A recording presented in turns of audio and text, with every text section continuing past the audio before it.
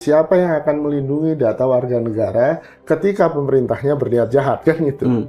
Itu yang pertama. Lalu yang kedua, apakah pemerintah memiliki kapabilitas untuk melindungi data warganya dari serangan luar? Itu masalah kedaulatan tadi yang pertanyaan itu terbukti berkali-kali gagal.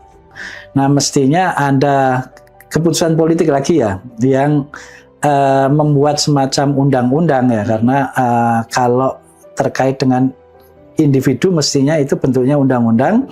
Bagaimana transaksi itu ada otoritas terkait dengan identitas yang setara dengan kalau fisikal adalah Dukcapil.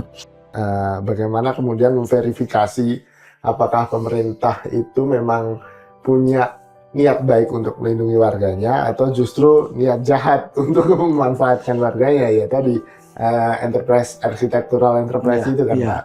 Jadi menurut saya itu yang penting ditunjukkan willing pemerintah itu di situ.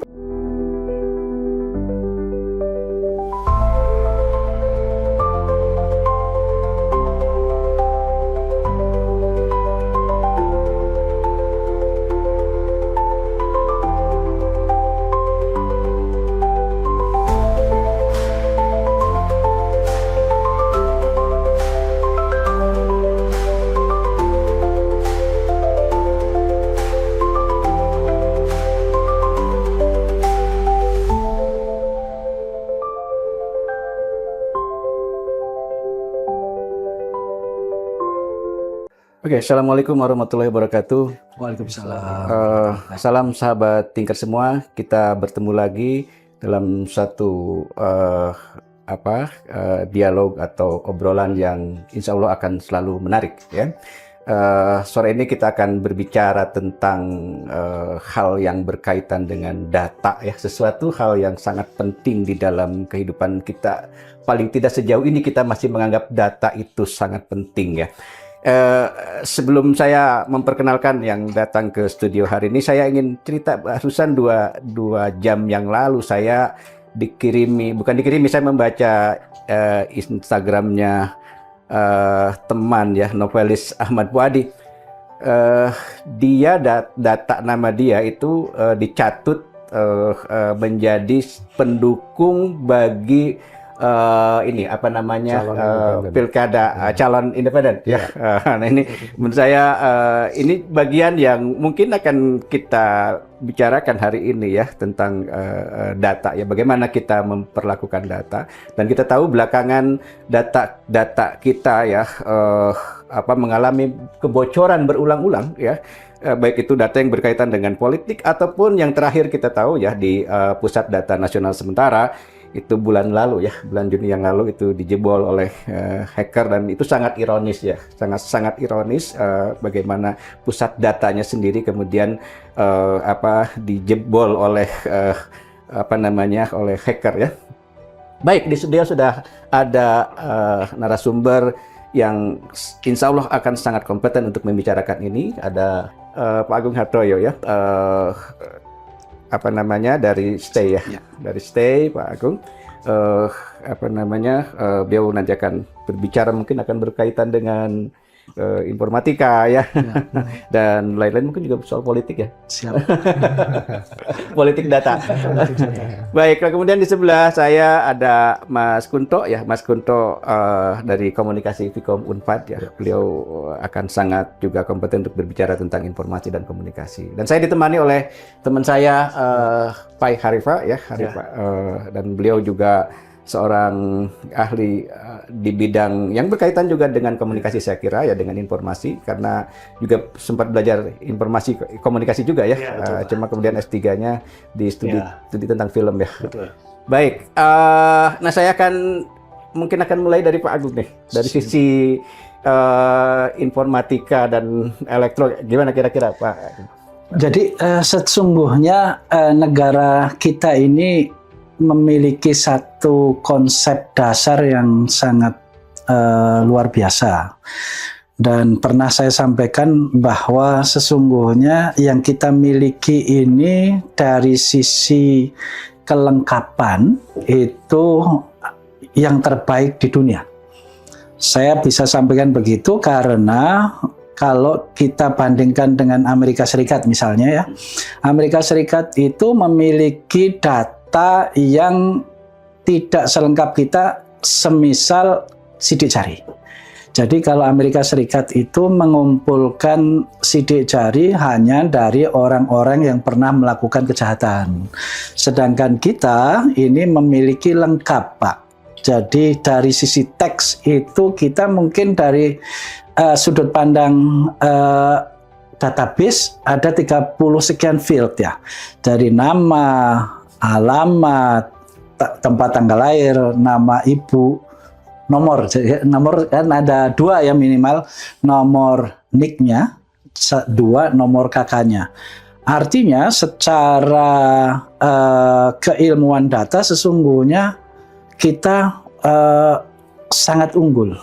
Dari sisi biometrik kan ada 3, seluruh orang yang punya KTP elektronik itu pasti fotonya ada di Dukcapil, sidik jari 10-nya ada, iris matanya ada. Jadi sesungguhnya kita sekali lagi sangat baik gitu. Dengan memiliki itu maka satu bukti kecepatan untuk identifikasi ketika ada kecelakaan haji ya. Kecelakaan haji, saya lupa tahunnya, tahun berapa itu waktu ada crane yang rubuh di Masjidil Haram ya.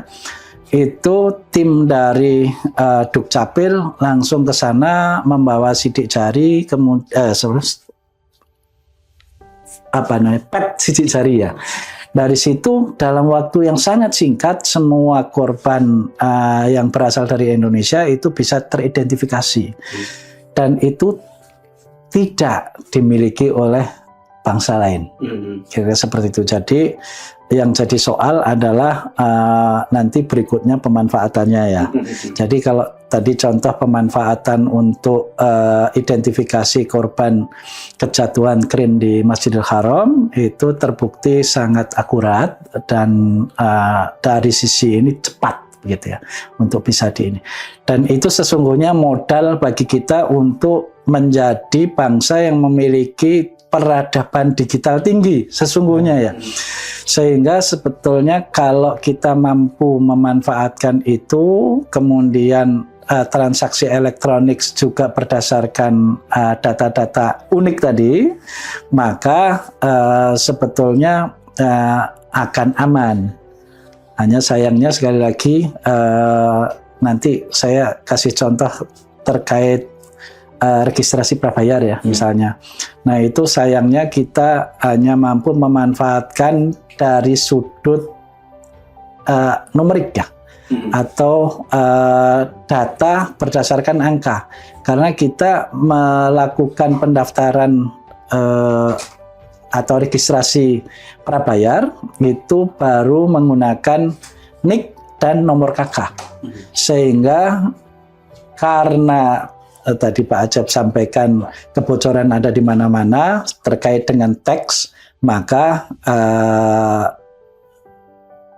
hampir lebih dari separuh, ini keyakinan saya ya, lebih dari separuh registrasi prabayar itu menggunakan nomor NIK dan nomor KK yang bukan miliknya. Mungkin itu dulu ya. Iya.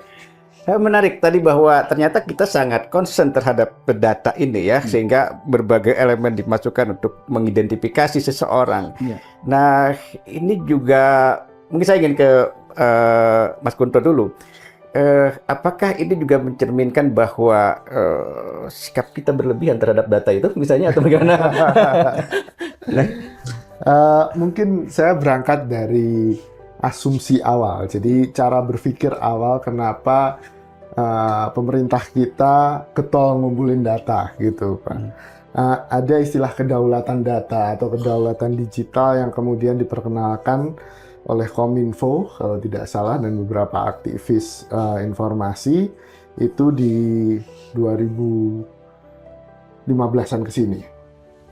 Jadi kedaulatan digital itu membayangkan ya data digital, semua yang sifatnya digital itu ya milik bangsa untuk kedaulatan bangsa. Cuma sayangnya penganut kedaulatan digital yang nggak mau sharing ini gitu, itu adalah negara-negara yang otoritarian dan semi-otoritarian atau pseudo-otoritarian gitu. Sayangnya itu. Jadi kita punya cara berpikir yang mungkin sangat otoritarian tentang data, ya kan? Bahwa ini digunakan untuk alat kontrol. Ngapain ngumpulin data sebanyak itu kalau bukan untuk alat kontrol atau untuk surveillance warganya, kan gitu. Seperti yang dilakukan di Cina. Mereka kan punya citizen rating dan segala macam, nggak bisa berbuat kejahatan itu sesuatu yang sangat berisiko tinggi di Cina, gitu. Walaupun ya masih ada aja yang berbuat kejahatan. Nah ini tapi ya sesuatu yang luar biasa tadi, yang namanya apa? Datanya terkumpul banyak. Ya kita pernah diwajibkan kan waktu mau di stasiun Bandung itu kan udah nggak boleh lagi pakai KTP kan, harus iris kan gitu. Nah itu kan juga apa ya, kita nggak punya keleluasaan untuk kemudian enggak saya menolak gitu ya misalnya, nggak bisa karena udah sistemnya. Jadi ini warga negara ini dipaksa untuk ke sana gitu. Problemnya tadi satu, dengan asumsi otoritarian ini sendiri, siapa yang akan melindungi data warga negara ketika pemerintahnya berniat jahat kan gitu. Itu yang pertama.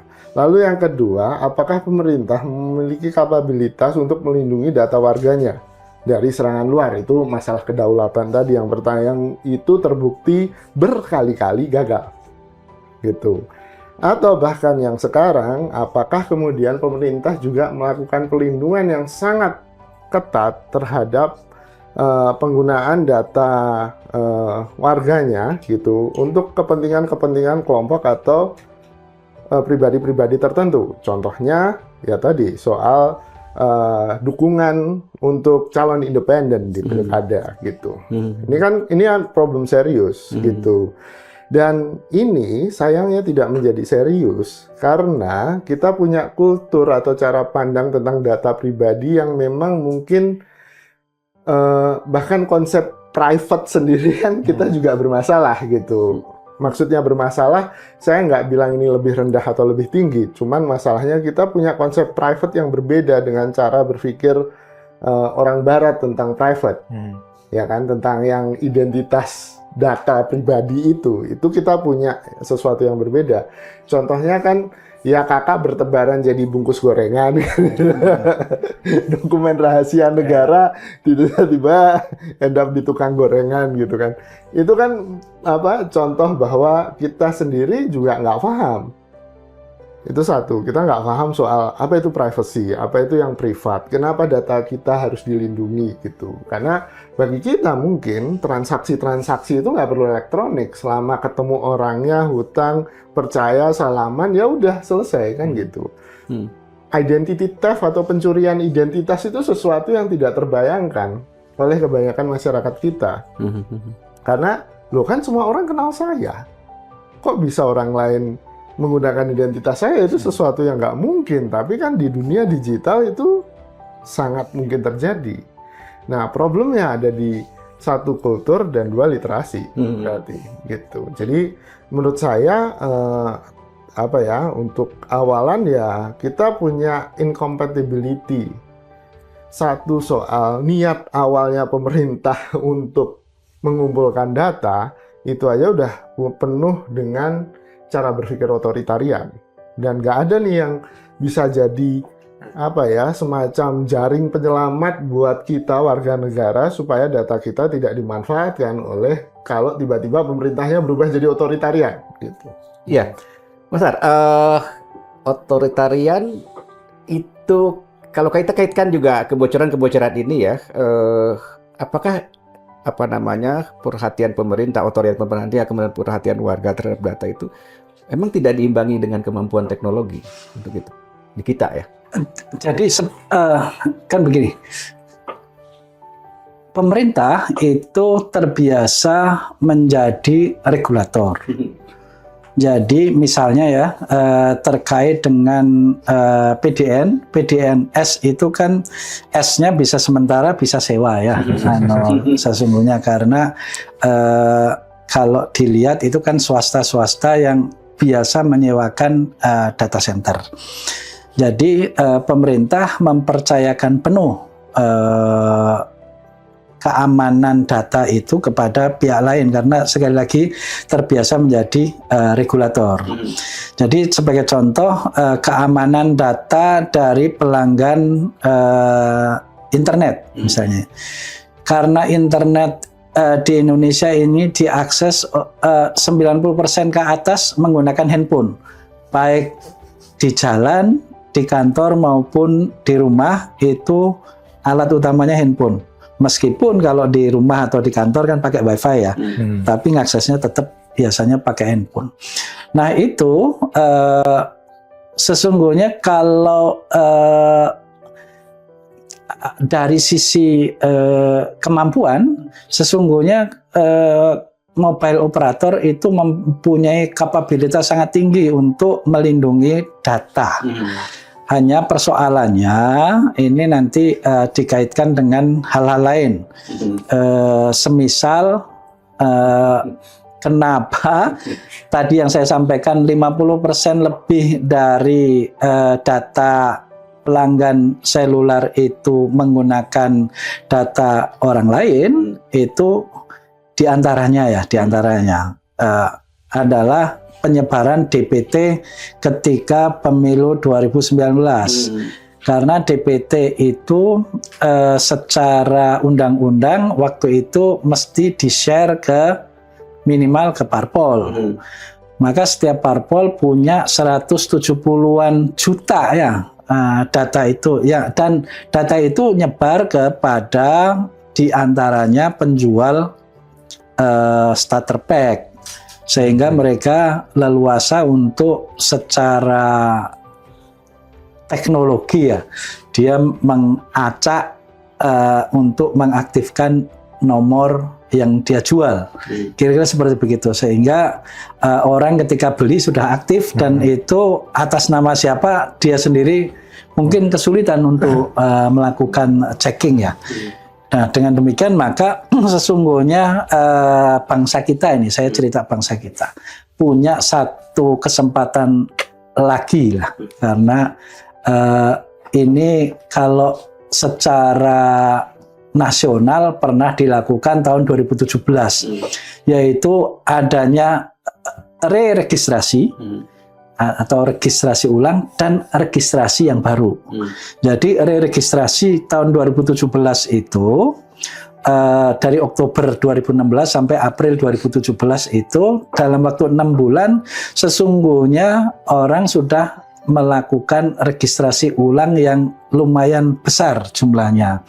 Hanya perlu kita ketahui bahwa handphone yang aktif, tanda petik ya, itu sekian kali lipat dari jumlah penduduk kita. Karena penduduk kita ini taruh saja 260 juta ya. Yang nomor aktif itu yang kita bisa baca ya dari internet bahwa yang nomor aktif itu sekitar 450 juta. Artinya satu orang bisa punya 2 atau 3 handphone. Kira-kira seperti begitu. Yang sekali lagi sayangnya itu sekian banyak ya, bukan atas nama dirinya.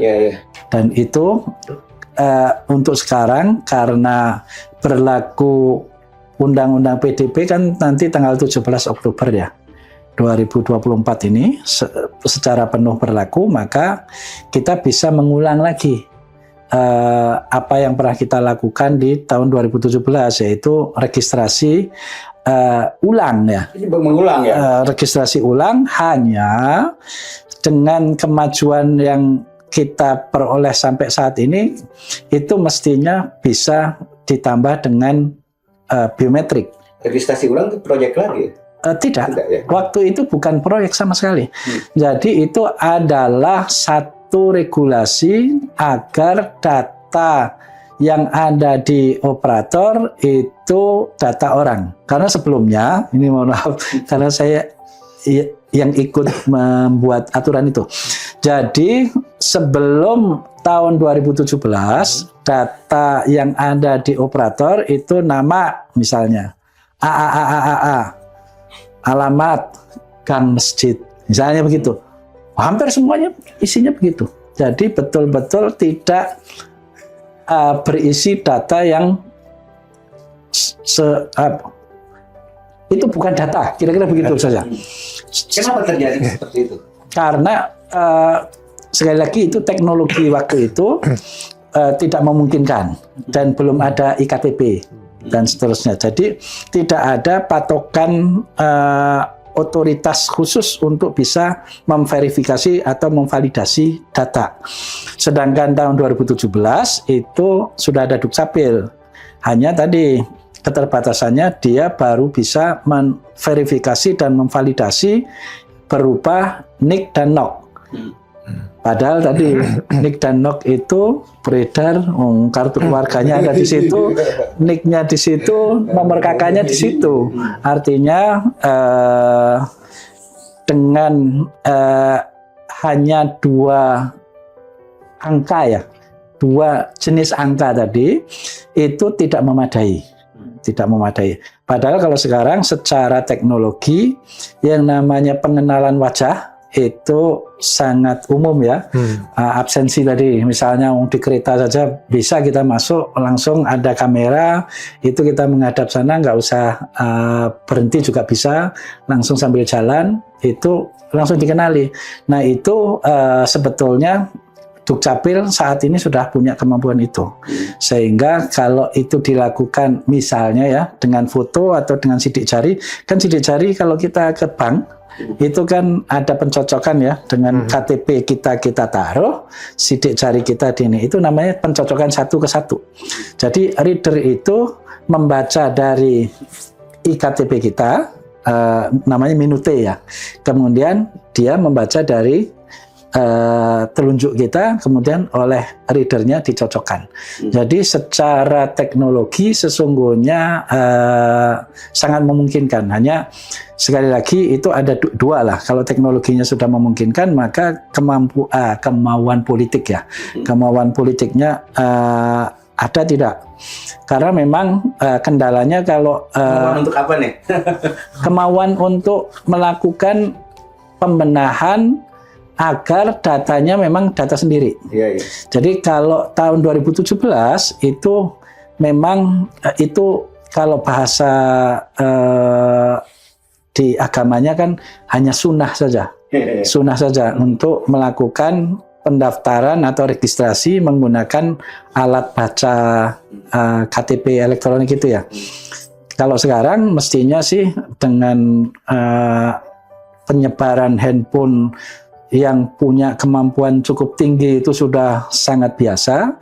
Sesungguhnya handphone kita ini mampu untuk membaca sidik jari kita, mampu membaca wajah kita, mampu gitu ya.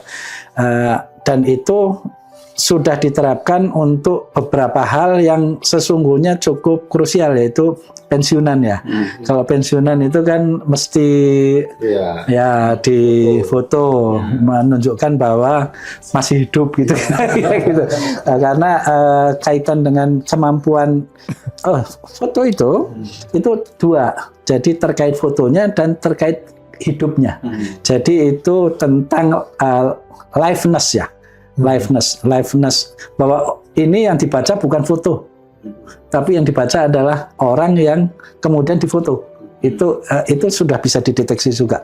Dan kemajuannya adalah kalau dulu kan harus geleng-geleng atau harus menghadap sana menghadap sini, ekspresinya berubah. Kalau sekarang tidak. Jadi dengan handphone yang ada sekarang itu liveness itu bisa terbaca dari image yang kamera yang ada di handphone kita, karena kedalaman, suhu dan seterusnya itu bisa diverifikasi secara software ya, dan hardware-nya adalah berupa kamera. Keamanannya bagaimana itu? Hanya semakin canggih teknologinya, semakin mudah dibuat.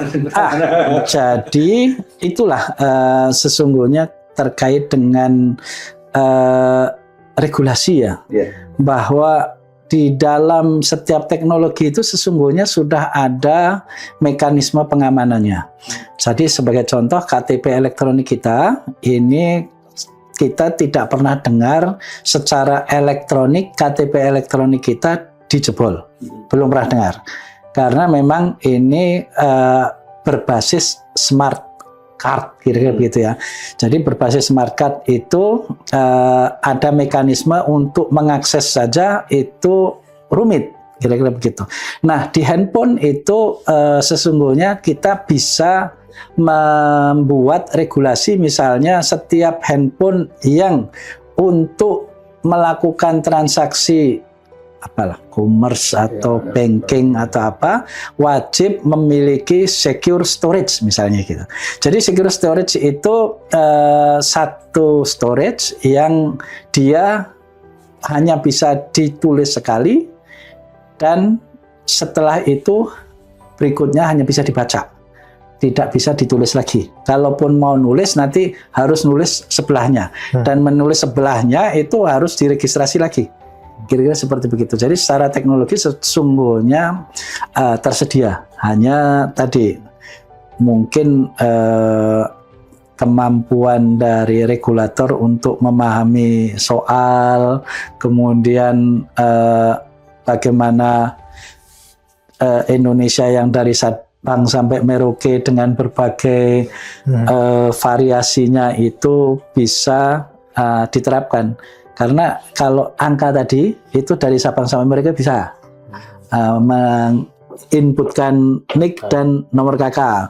Tapi kalau untuk ini apa namanya wajah atau sidik jari itu memang perlu regulasi yang memvariasikan kondisi ya. Nah itu belum tentu orang paham juga. Oke. Mas Bowo, tadi disampaikan beberapa kali oleh Mas Ab bahwa secara teknologi sebetulnya kita sudah mumpuni ya, bahkan dari varian-variannya itu ya, tetapi kemudian ya kita tahu Pak, faktanya itu menjadi tidak aman gitu ya, menjadi tidak aman. Nah kalau dikaitkan dengan apa yang disampaikan tadi oleh Mas Bowo tentang otoritarian, tentang pemerintah yang begitu pengen tahu banyak dari warganya, itu kira-kira gimana memetakan itu, Mas Bowo? Ya sebenarnya kan ini paradoks ya, Pak. Di satu sisi ada pemanfaatan yang luar biasa dari teknologi dan informasi berupa data pribadi yang didigitalisasi itu, dan itu memang memudahkan hidup kita gitu. Sebagian besar memudahkan hidup kita. Ya seperti tadi pensiunan, nggak perlu tiap bulan dia datang ke bank gitu. Itu kan sangat memudahkan kualitas hidup mereka yang udah pensiun atau berusia lanjut gitu kan. Tapi di lain sisi ada banyak risiko tentu saja dari teknologi ini. Risiko yang pertama kan tadi soal kebebasan kita, karena data pribadi itu kan melekat di dalamnya ada dignity, ya kan, ada apa ya, rasa kita itu punya kehormatan gitu. Kalau data pribadi saya yang paling penting dipegang oleh orang lain, maka saya bisa diancam dignity saya, ya kan, oleh orang yang memegang data pribadi saya, kan itu. Sesungguhnya kan prinsipnya di situ.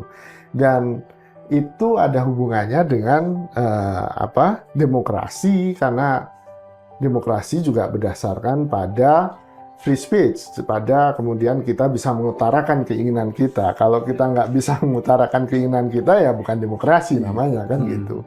Nah ini paradoks teknologi ini yang sampai sekarang memang belum selesai, Pak, gitu. Baik itu di tataran konseptual teoritis, apalagi di prakteknya, kan gitu. Bahwa selalu ada polar atau kutub-kutub, yang kutub teknologis bilang ini memudahkan kita, ini semuanya akan lebih cepat, lebih produktif dan segala macam. Sementara mereka yang memperhatikan etik, sosial, politik itu akan bentar dulu, hati-hati, kan gitu. Nggak semuanya ini kemudian bermanfaat. Jangan-jangan ada resiko-resiko Ada besar. kajian tentang itu nggak? Saya ketika misalnya kebijakan tentang teknologi itu dibuat ya, ada misalnya lintas disiplin atau apa untuk membicarakan sampai sejauh itu gitu. Saya nggak tahu kalau di Indonesia, mungkin Pak Agung yang pernah terlibat bisa cerita lebih banyak ya gitu. Tapi setahu saya sih relatif lebih teknokratis, ya kan? Prosesnya lebih teknokratis. Jadi dari sisi teknologi, mungkin kalaupun sosial lebih dari public policy atau hukum atau ekonomi gitu. Kalau soal ethics dan segala macamnya, apalagi soal demokratisasi, saya nggak yakin itu didiskusikan gitu di kebijakan-kebijakan atau regulasi tentang teknologi di Indonesia gitu. Beberapa waktu yang lalu saya juga ngobrol soal dimintain pendapat sebagai expert aja Mas. Ya, satu tentang misinformasi karena saya pernah melakukan riset apalagi menjelang pemilu 2024 waktu itu, dan juga soal judi online di media sosial. Kan ada usaha kemarin menutup Twitter gitu kan, membatasi akses media sosial, bahkan berencana membuat media sosial sendiri kan gitu. Tapi kan respon pertama dari publik adalah penolakan karena itu dianggap sensorship. Ya kan? Problemnya adalah di sini soal discourse, soal wacana bahwa teknologi ini oleh kelas menengah di Indonesia itu diwacanakan atau di-frame sebagai sebuah alat pembebasan. Kan gitu. Sementara di lain sisi, pemerintah melihat ada risiko-risiko besar. Salah satunya judi online, kan gitu. Judi online, pornografi anak, banyak Pak, kan sebenarnya yang memang berbahaya gitu. Dan ketidakmampuan, kalau menurut saya, pemerintah dalam mengcounter wacana bahwa pembebasan itu oke, tapi ya ada yang jahat nih di sini gitu. Itu ketidakmampuan itu yang akhirnya menimbulkan respon-respon negatif karena ya pemerintah masih taunya sensor, cabut gitu-gitu. Itu yang menurut saya perlu diperbaiki dari pemerintah. Bukan masalah regulasi saja, tapi tadi asumsi dasar kebijakan itu dibuat untuk apa gitu. Apakah untuk melindungi warganya atau justru untuk melindungi yang berkuasa kan gitu. Problemnya kan dua itu kan, sisi itu. Jadi menurut saya lebih ke sana sih. Kalau kemajuan teknologi saya nggak meragukan itu. Kalaupun kemarin jebolnya pusat data nasional sementara itu kan ya karena ada phishing ya Pak ya kalau nggak salah. Iya, phishing aja. Itu keteledoran sumber daya manusianya gitu. Bukan di teknologinya kan berarti gitu. Ya. So, itu sih Pak. Oke. Mas Agung, apa itu tadi, sebatas mana sih kebijakan tentang kaitannya dengan teknologi itu tadi melibatkan hal-hal itu? Artinya kekuatan daya tawar teman-teman di teknologi misalnya ketika diajak kerjasama oleh pemerintah untuk membuat semacam perangkat ya seperti Sirekap misalnya seperti itu yang tampaknya agak lugu itu. Nah, sebatas mana itu juga dibicarakan sebetulnya sampai hal-hal yang bahwa sebenarnya ini bukan hanya perangkat gitu loh, tapi ada hal-hal lain yang juga harus ditawarkan. Jadi begini, kalau terkait itu sesungguhnya kalau di perusahaan ada namanya enterprise architecture ya. Nah, kita berulang kali itu mempertanyakan enterprise architecture negara Republik Indonesia ini. Jadi sebagai contoh, sebelum 2012 itu perdebatan single identity number itu kan luar biasa ya.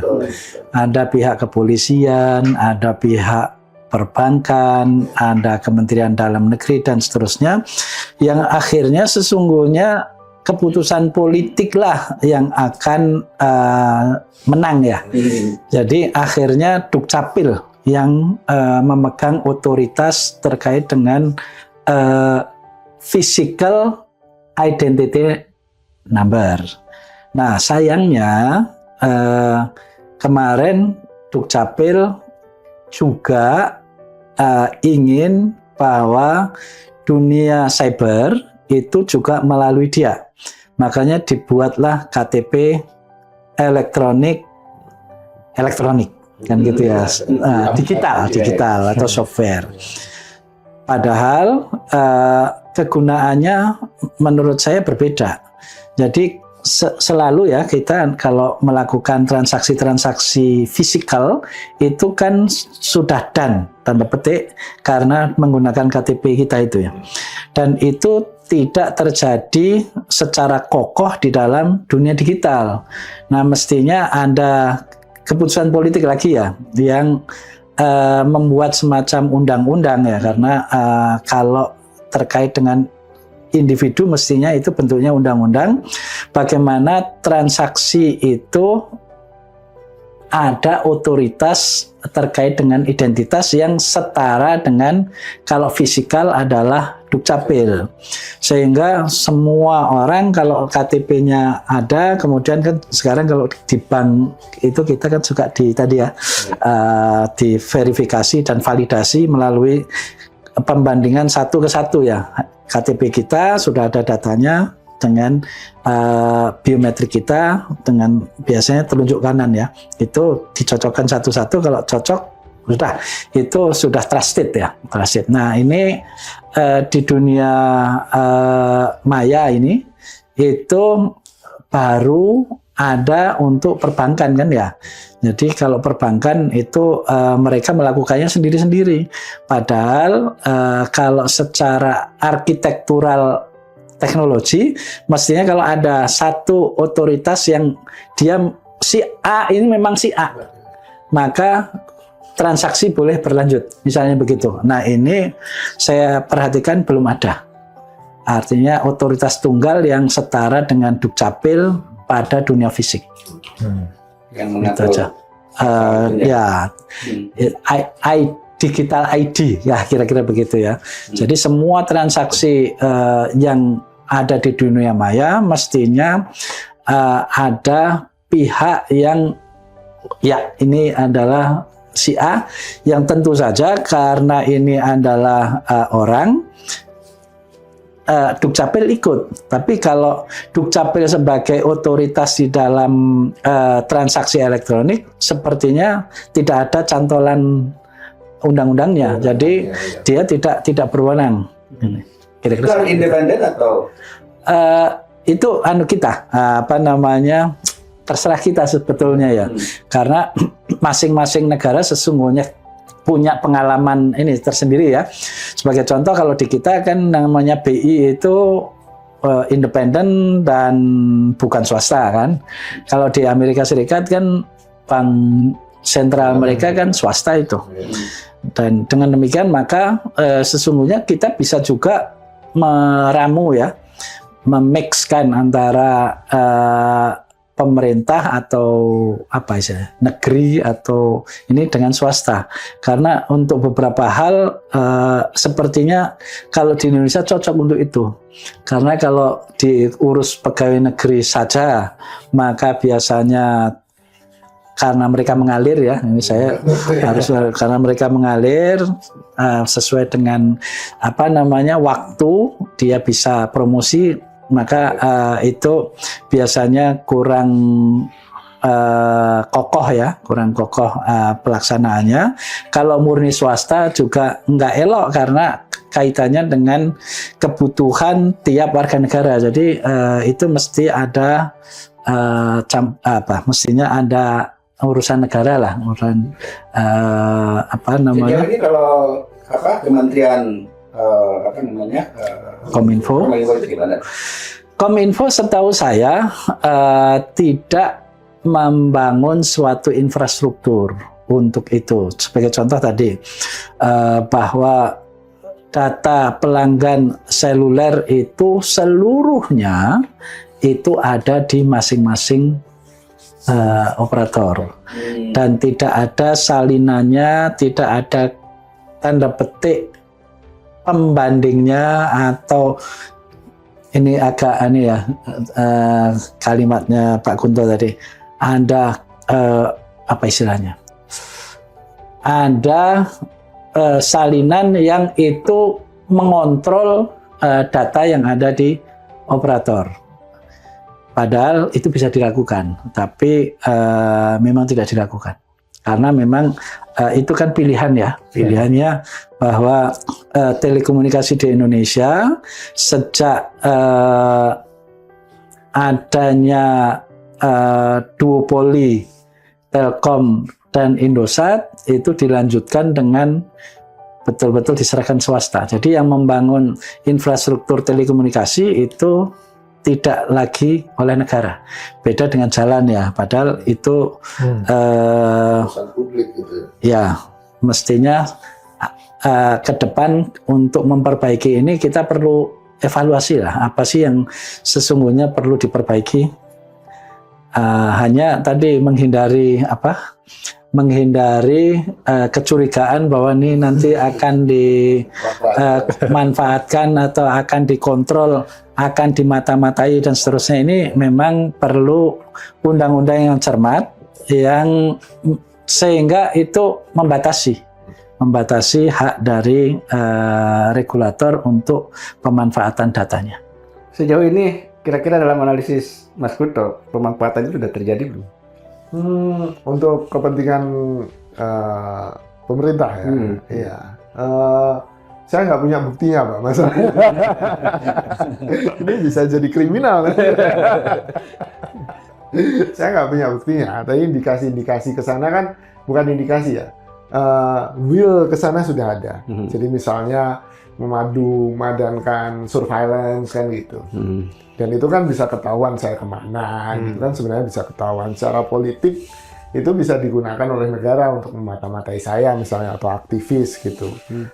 Contohnya beberapa aktivis waktu reformasi di korupsi itu, gerakan reformasi di korupsi kan handphonenya juga diretas terus kemudian digunakan untuk kemudian pinpoint posisinya di mana sehingga tiba-tiba ketika dia di sana langsung disergap dan segala macam. Isi komunikasinya diambil dan segala macam. Itu kan sebenarnya kan ya itu problem-problem dengan data pribadi dan digital, karena tadi untuk bisa mengakses ini kan harusnya ada tadi. Saya setuju ada otoritas yang memverifikasi. Ini sebenarnya Kunto atau bukan kan gitu. Jangan bukan Kunto kan gitu ya kan. Ini yang kita belum punya itu.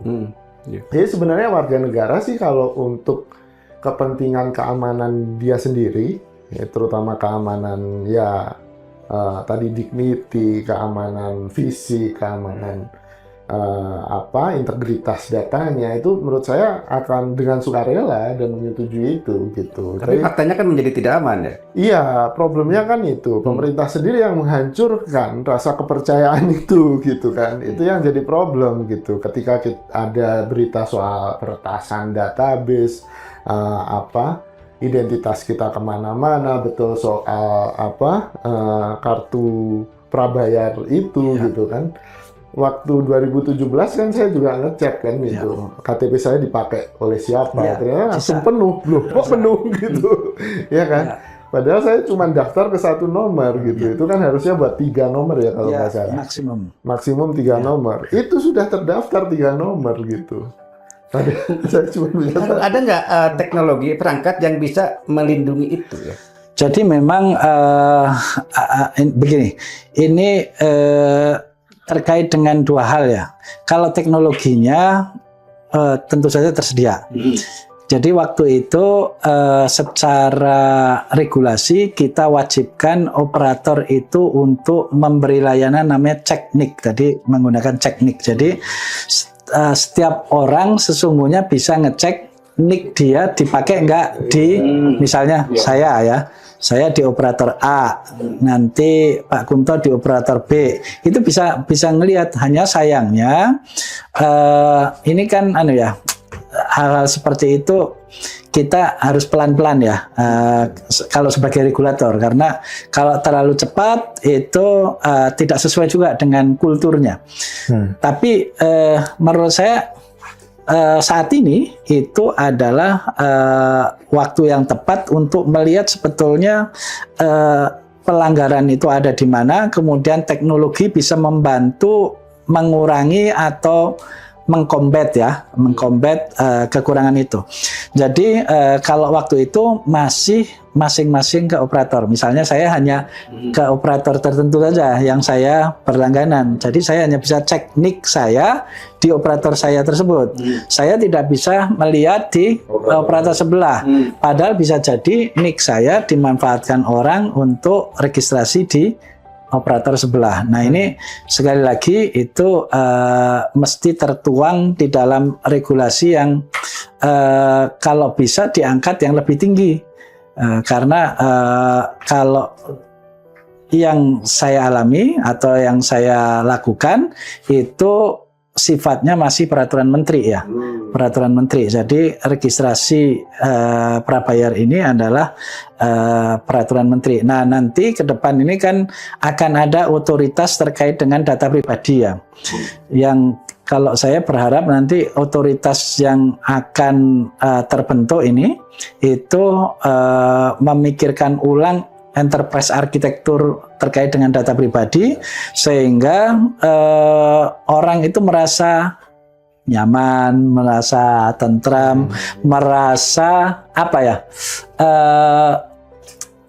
efektif gitu ya. Setiap kali dia mau melakukan transaksi secara elektronik itu cepat, tepat, sekaligus aman karena ada otoritas yang mudah-mudahan dia dibekali dengan teknologi, bukan hanya mengawasi secara apa ya, secara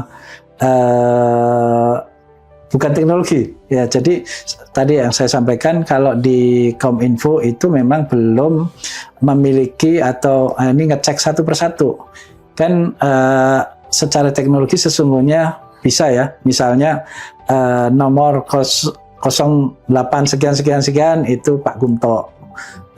Jadi secara periodik dia nanti bisa tanya sampling secara ini ya, benar ini Pak Gunto bukan? Bukan. Misalnya, berarti data yang ada itu tidak valid. Maka nanti ada semacam koreksi.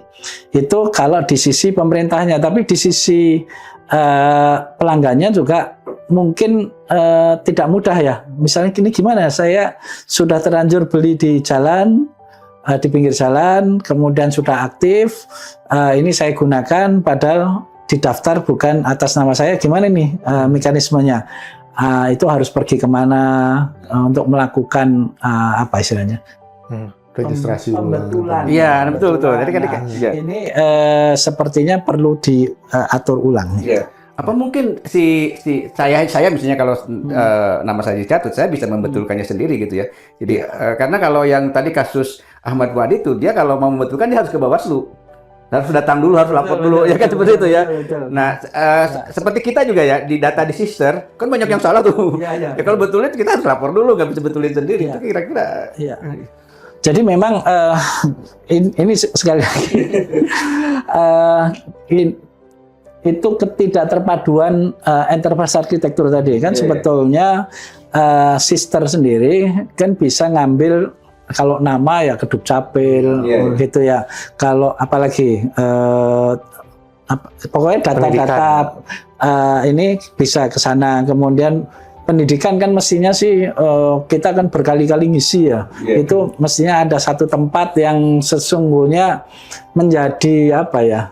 Menjadi kolam gitu ya. Kolam yang sedemikian rupa sehingga ya nggak harus satu-satu ngisi. Kira-kira seperti begitu. Ini karena menurut saya enterprise arsitektur yang kita bangun belum lah. Nanti kita menuju ke yang lebih baik. Itu tiap tahun ngisi, jadi kerjaan dosen cuma ngisi borang. Harusnya ada SKS-nya itu. Ngisinya. Ya, Pak, ya ada yang ingin disampaikan, Pak? Kira-kira. Ya, mungkin saya mau dibalik lensanya mungkin, Pak. Jadi kalau kita lihat regulator, pemerintah, political willingness, gitu. Saya mau balik ke user. User bisa apa sih? Atau user bagaimana cara? Karena semua orang punya handphone sekarang. Ya. Mungkin satu atau dua. Ya. Sebenarnya menggunakan aplikasi digital, terutama anak muda nih, ya kan, segala macam TikTok, A, B, C, D, E, Nah, user tuh bisa apa untuk aware minimal mungkin aware gitu ya. Iya.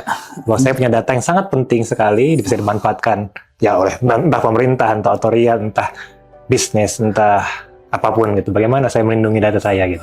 Jadi begini, ini tentang rezim ya. Rezim kalau menurut saya, rezimnya kalau tadi disampaikan Pak Kunto, user itu sesungguhnya posisi pasrah. Ini mohon maaf ya, sampai saat ini.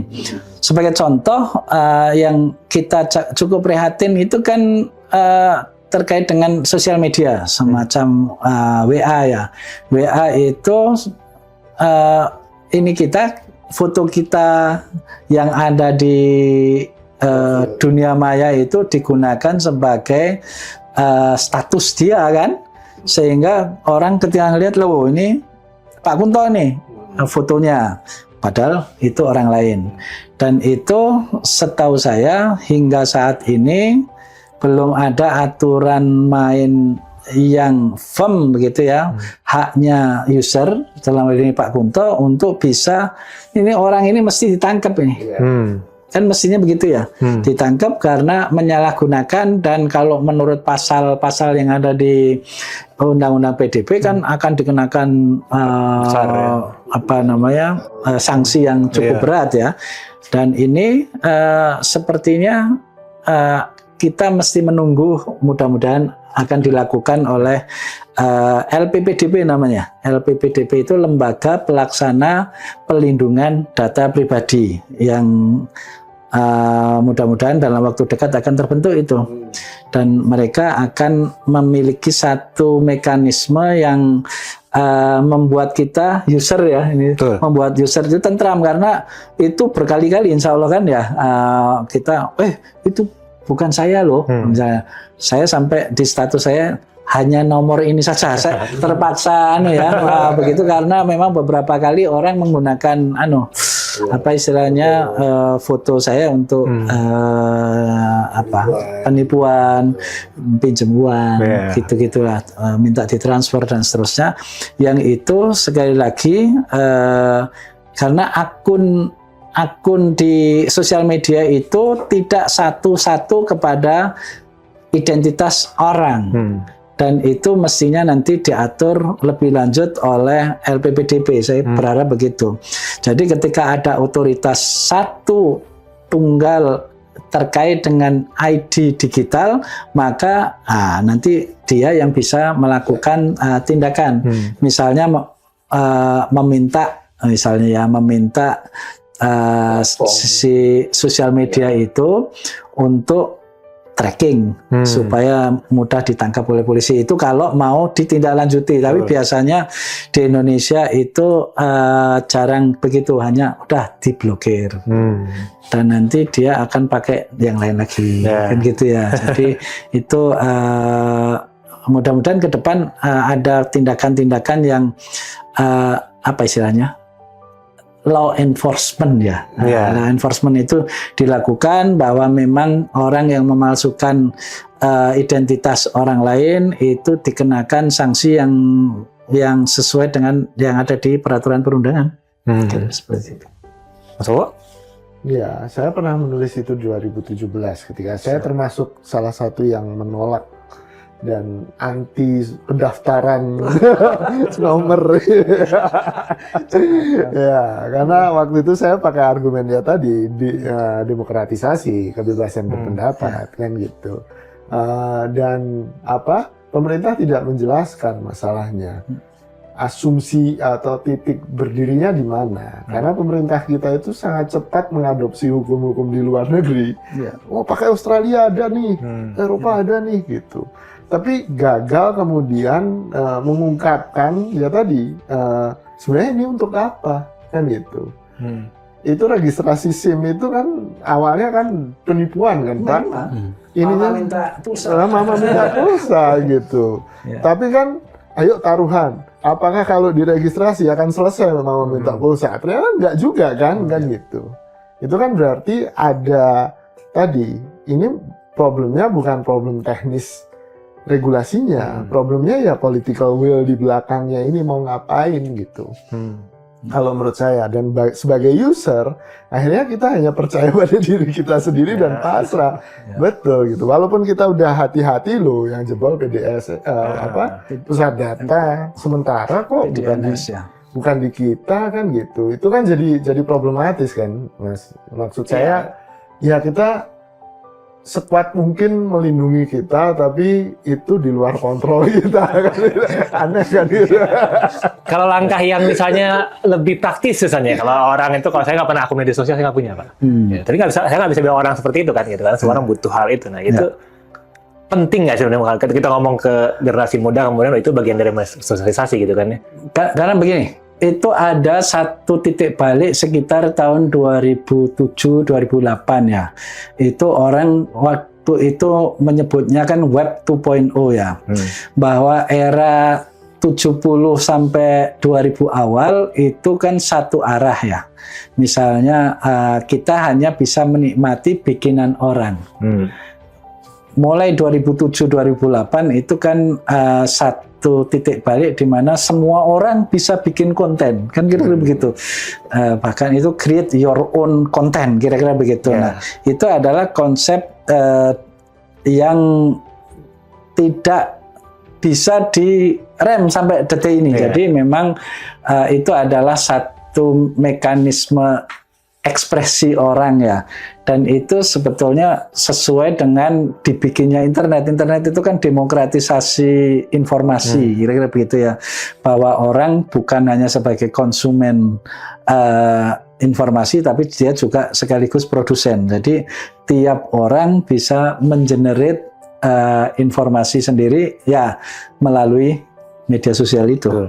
Kira-kira seperti begitu. Jadi kalau secara teknologi tadinya itu sekedar komunikasi dua arah saja, yang tadinya biasanya broadcasting gitu ya dari TV atau radio yang medium lama, kemudian dengan internet itu dimungkinkan dengan medium yang sama itu melakukan interaksi dua arah. Kalau dulu kan kita pernah, kalau radio kan siaran radionya iya, kalau mau kebalikannya pakai telepon ya. Nah, ini pakai telepon, lagu, lagu dikirimkan kepada saudaraku siapa gitu ya. Nah, Ketahuan angkatan. Nah, kalau dengan sosial media ya di situ. Interaksi itu terjadi, mix antara orang merespon ya, itu juga bisa ditampilkan secara real time. Kira-kira seperti itu. Gini, ini ada problem literasi sih kalau menurut saya secara digital di user gitu. Kebanyakan password yang digunakan adalah password atau 1234 berapa Pak? Iya. 1234 IWER kan. Itu kebanyakan password yang digunakan di dunia, dan Google punya datanya kan, itu riset itu kan. Dan itu kan menunjukkan bagaimana kita belum aware sebenarnya tentang pentingnya melindungi data pribadi. Apalagi kalau di media sosial soal data trail dan segala macam itu kan, kita harus bersihin cookies segala macam itu jauh bahkan gitu kan. Nah, ini ada tanggung jawab pemerintah sebenarnya di situ, melakukan edukasi. Ya, pemerintah sendiri bilang, oh kita udah melakukan edukasi kok, tapi edukasinya kan cuman seminar online 30 menit sama influencer. Dan pesan, jangan kirim kode ini ke orang lain. Itu kode pun tahu kan. Itu yang kita kadang-kadang ketawa itu gitu, miris gitu. Ketawanya miris gitu. Ini literasinya kok juga nggak serius gitu. Hanya parsial sifatnya, seremonial gitu kan, nggak benar-benar kemudian masuk ke kultur gitu kan. Sebenarnya kan kalau mau ya dari anak-anak gitu diajarkan kan gitu, bahwa password itu penting, bikin sepanjang mungkin dan segala macam. Itu kita nggak punya awareness itu, karena satu soal private dan publik aja kita juga susah. Ya gini lah, kita kan kadang-kadang semua ya satu kampung itu kan semuanya mengurusi semuanya kan. Kalau bisa tahu semua urusan, jadi semuanya bisa membantu, kan niatnya baik tuh.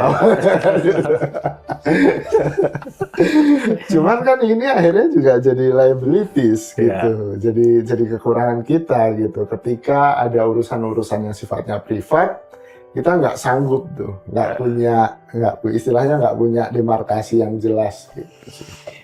Dan melalui sosial media itu, saya perhatikan penjahat-penjahat itu tahu kelemahan secara psikologi. Contoh, kan kalau ada lowongan pekerjaan, orang yang sedang menganggur kan pasti mau mendaftar. Nah ini banyak scamming sekarang kan model begitu ya. Jadi pura-pura rekrutmen dan dia ngambil data banyak orang. Dengan demikian maka sekali lagi mestinya urusan-urusan begitu itu kan ada otoritas yang memverifikasi. Kalau dulu ini kita kan ada kartu kuning gitu ya. Ini tahu umurnya. Jadi kalau kita sudah lulus kemudian oleh Kemenaker itu dicatat nama kita. Kemudian nanti kalau ada lowongan kita dikirimi. Nah, itu tidak menerus sampai sekarang. Jadi sekarang kita lihat setiap orang bisa masang kesempatan kerja tanpa melalui mekanisme yang seharusnya, sehingga banyak tertipu orang.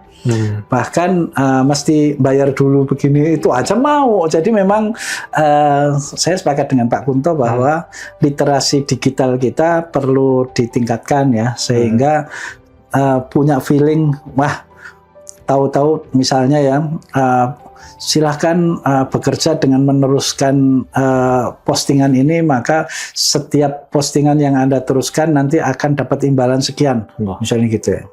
Terus nanti kita sudah posting, kita nagih, oh begini, ini sebetulnya account Anda atau apa istilahnya, bukan account, Anda sudah punya apa namanya? Username? Bukan, punya angka-angka itu loh, kredit. Nah, kredit Anda itu sebenarnya sudah ini, hanya begini, ini Anda perlu transfer dulu sekian, nanti akan dapat sekian. Mau 14. Itu yang saya perhatikan, kelemahan kita itu kan mudah untuk dikasih angin surga, kira-kira begitu ya. Jadi ini kerjaan ini mudah, bisa dilakukan di rumah, dapat penghasilan minimal sekian juta, gitu-gitu itu, terus mau daftar. Ya kira-kira seperti begitu. Betul Pak. Oke, baik, saya kira menarik ya. Tapi kita juga harus dibatasi waktu ya. Baik, tapi saya kira saya ingin terakhir sekaligus mungkin closing statement dari Mas Agung. Kira-kira melihat situasi hari ini, optimis nggak ke depan kita bisa? Kalau saya optimis bahwa sesungguhnya bangsa kita ini bangsa yang cepat untuk melakukan adaptasi ya, bahkan dengan teknologi yang cukup canggih, semacam kemarin kita mengalami pandemi, itu kita punya platform nasional yang sesungguhnya itu adalah kisah sukses yang mestinya kita syukuri ya, yaitu misalnya Peduli Lindungi ya, kita itu kita sukses itu. Kemudian kita bisa melakukan pembelajaran melalui Zoom dan lain-lain. Kemudian sekali lagi yang perlu kita benahi adalah dua hal terkait dengan manusianya yang kreatif di satu sisi yang baik, tapi ternyata juga ada beberapa oknum yang memanfaatkan untuk kreatif di sisi yang buruk. Jadi ini kita harus bersama-sama untuk membenahi enterprise arsitekturnya, artinya membenahi siapa berwenang apa, kapan, di mana, dan bagaimana, itu perlu kita benahi. Kemudian kalau dari sisi manusianya, sekali lagi sebagian besar manusia Indonesia itu adalah orang yang patuh, yang taat, yang sabar, yang menerima dan seterusnya. Jadi menurut saya ini adalah satu kesempatan sekaligus tantangan bagi pemerintah yang ke depan ini untuk membenahi dunia nyata maupun dunia maya kita. Oke. Ke Mas Wowo.